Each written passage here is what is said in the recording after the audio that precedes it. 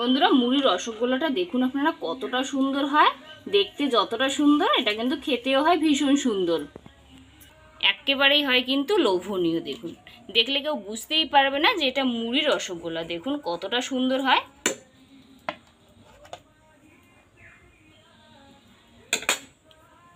আর দেখুন কতটা নরম তুলতুলে। নমস্কার বন্ধুরা, আজ আপনাদের সাথে শেয়ার করব একেবারে একটা ইউনিক রেসিপি মুড়ির মিষ্টি। এটা কিন্তু খেতে হয় নরম তুলতুলে আর বানানো একেবারেই সহজ। তো প্লিজ আপনারা পুরো ভিডিওটা দেখতে থাকুন, আশা করি আপনাদের ভালো লাগবে। বানানোর জন্য এই জায়গায় আছে কিন্তু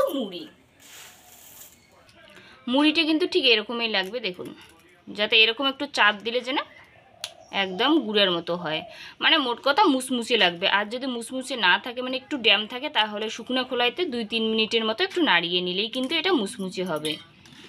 এরপর মিক্সার জারে পুরো মুড়িটাই কিন্তু দিয়ে দেব।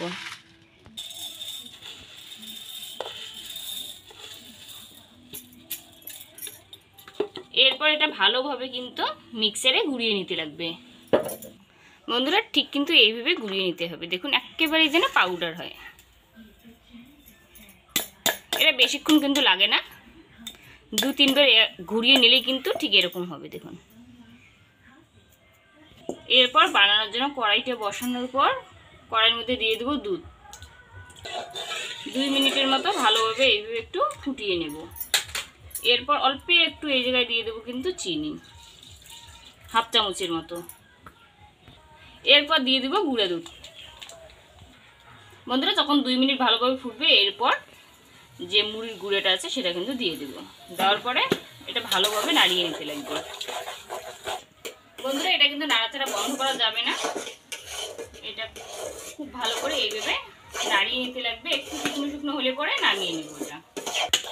বন্ধুরা এটা বানাতে কিন্তু বেশি সময় লাগে না। দেখুন এটা আর 3-4 মিনিট এইভাবে একটু নাড়িয়ে নিলে কিন্তু এটা রেডি।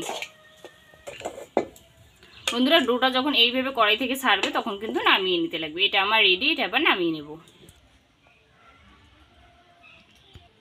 বন্ধুরা এটা ভালোভাবে ঠান্ডা করে নিতে লাগবে, তবে কিন্তু মিষ্টিটা শেপ দিতে লাগবে। এই ফাঁকে ততক্ষণ মিষ্টি শিরাটা তৈরি করব। শিরার জন্য কড়াই বসিয়ে দিলাম।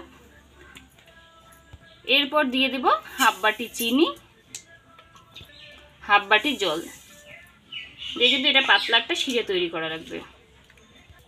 এরপরে শিরাতে দিয়ে দেব ছোট একটা এলাচ, তাহলে কিন্তু খুব সুন্দর এটা ফ্লেভারটা হবে। এরপর নাড়িয়ে চাড়িয়ে শিরাটা ততক্ষণ ফুটবে। বন্ধুরা শিরাটা ভালোভাবে ফুটতে ফুটতে হাতের মধ্যে একটু ঘি নিয়ে নেব। ঘিটা পুরো হাতে কিন্তু এইভাবে মাখতে লাগবে, তাহলে কিন্তু মিষ্টিটা খুব সুন্দরভাবে তৈরি হবে। এরপর অল্প একটু অংশ এইভাবে নিয়ে হাতের তালুর সাহায্যে কিন্তু এইভাবে গোল্লা পাকানো লাগবে, মানে যেভাবে মিষ্টি শেপ দিতে হয় সেইভাবেই কিন্তু দিয়ে দেব।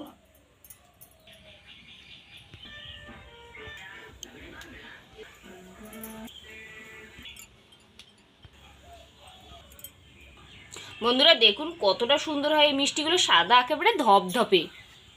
বন্ধুরা এরপর কিন্তু একে একে মিষ্টিটা দিয়ে দেবো যখন শিরাটা খুব ভালো ফুটবে। বন্ধুরা যখন শিরাটা খুব ভালো ফুটবে মিষ্টিটা কিন্তু একে একে দিয়ে দেবো এইভাবে।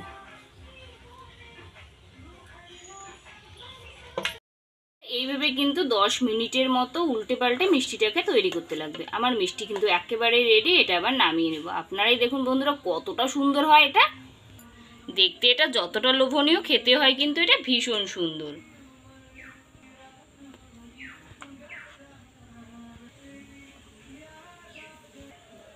এর উপরে একটু শিরা এইভাবে ছড়িয়ে দেব।